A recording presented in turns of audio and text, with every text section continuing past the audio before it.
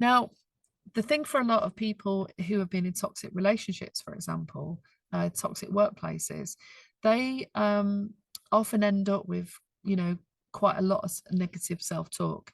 And it's really important that you recognize that you've had those experiences and the kind of things that you're saying to yourself. You can say to yourself, I'm getting stronger and stronger each day. I have more and more courage. Okay, so when you do that, when you start to think about those things, what happens is it actually starts to change the chemistry in your body.